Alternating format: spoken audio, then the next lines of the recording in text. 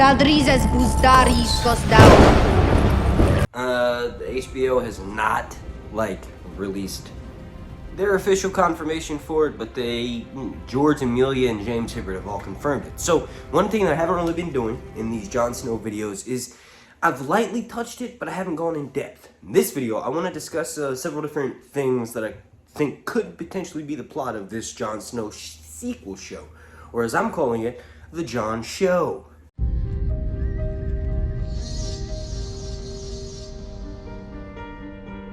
Special thank you to every single person on my Patreon family over on patreon.com/yourhuntsreviews. Basically, if you're unaware, that's just a way for me to directly combat YouTube delisting my videos, whereas I upload them and they'll be in YouTube's ranking system for a few hours, but then they virtually disappear. So Patreon is just a way to make sure that I get some sort of revenue coming in for my hard work and time and energy that I spend on these videos.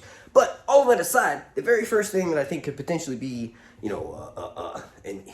a front runner for the Jon Snow series is a self-contained arc. Basically, maybe Tormund and a few other characters who went north with Jon Snow are the main staples, but ultimately new characters are brought in, and it's just sort of self-contained, meaning the arc is about Jon Snow dealing with a wildling conflict north of the Wall. So basically, maybe there's only one season, 10 episodes, and it just further concludes Jon Snow's story. Basically, what life is like beyond the Wall post-apocalyptic winter. The Whites are all gone. We saw that blade of grass growing in the last Game of Thrones TV show, so that could potentially be hinting at Jon Snow starting a new life with wildlings north of the Wall. He's king in the north, but not really. He's ultimately their leader. He teaches them the good things about the ways of southern life, and they continue teaching him the good things about the way of northern life, about what it is to be a free folk and not kneel, right? So this, in my opinion, is the front runner for this series, because basically they don't have to dwell on anything from the main series, aside from maybe referencing the fate of a few favorite characters like Daenerys, Arya, Sansa, Breanne, right? And Tyrion, we find out what happens, but ultimately Jon's so far up north, he's completely removed from everything happening down south. Now the next one, and this one's pretty obvious, obviously I'm gonna mention this one, is the Daenerys. This whole show is yeah, we're getting Jon Snow, yeah, but ultimately it's leading up to a massive conflict with Daenerys. And maybe at the end of season 1 of the Jon Snow show, we realize that Daenerys is back, and the next season will be all about Jon strategizing ways to take out the Daenerys Queen. She's got the largest dragon literally since Balerion the Black Dread was ridden by Aegon to conquer Westeros. So literally the whole season, if they decide to go that route of ice versus fire, it's a Song of Ice and Fire, right? Jon Snow versus Daenerys. They could spend the whole season building up to it because Jon Snow's so far away. Daenerys is technically dead. Maybe we don't find out she's brought back into one of the later episodes. And like I said, they build up a strategy and then ultimately have a massive showdown. Maybe Jon Snow harnesses the power of the White Walkers and uses them as fodder for fighting Daenerys. I don't know. Like I said, this has been something that I've not only been sent leaks through the DM, speaking of which, make sure you go follow me at @Sir_Hunts on Twitter. For years now, people have been saying, yo, there's Game of Thrones movies coming out or something. I've fantasized about that. I've theorized what I could think would happen. But I think if they don't do a self-contained arc, the first plot, rundown that I gave you, then I think the second one is a wise choice, because obviously everybody wants to see Daenerys get revenge on Jon Snow, myself included. Jon Snow may be my favorite character, but guess what? So is Daenerys. So obviously their fates should be intertwined together. We have two undead people, a queen and a king, fighting each other.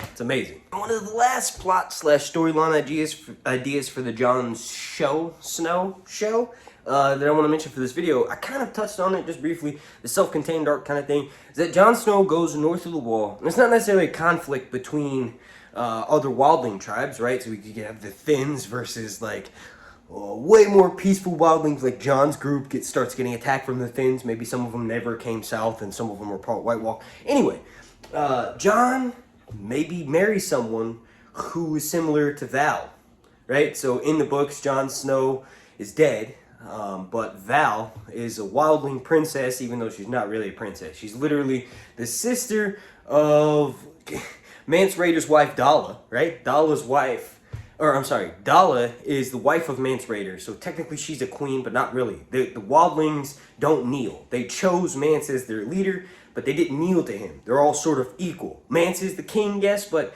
it's kind of hard to explain unless you actually read the books, especially for the short time constraints for this video. But basically, Val could be someone that he, has with him north of the wall. He settles down and has a family, but I don't think that'll be the choice. That's kind of boring for, something to come after Game of Thrones. It was the greatest TV series of all time. So if the sequel is going to be coming out, it's got to be epic. And Jon Snow settling down and having a family is awesome, but that could be like a minor plot point of like a bigger one.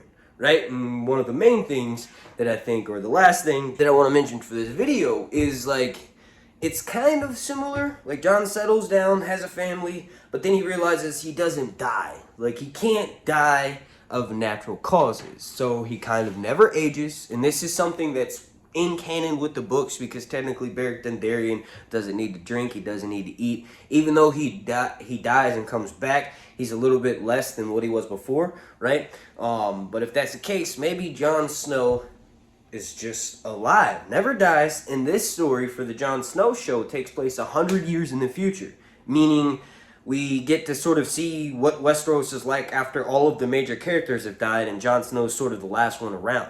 It's sort of like if you become a vampire kind of thing. Like you have to make the choice. Do you really want to do it? Because if you do, all of your loved ones are going to watch them die. You're going to grow old in front of you, but you're going to stay the same age, right? The story could kind of be like that. But like I said, that's one of the weaker points.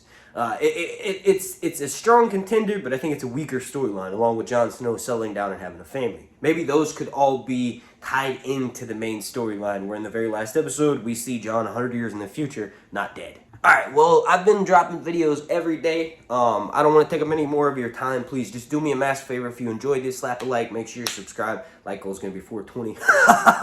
I want to special thank you to you for watching, and also to every single member of my Patreon family over on patreon.com/SirHuntsReviews.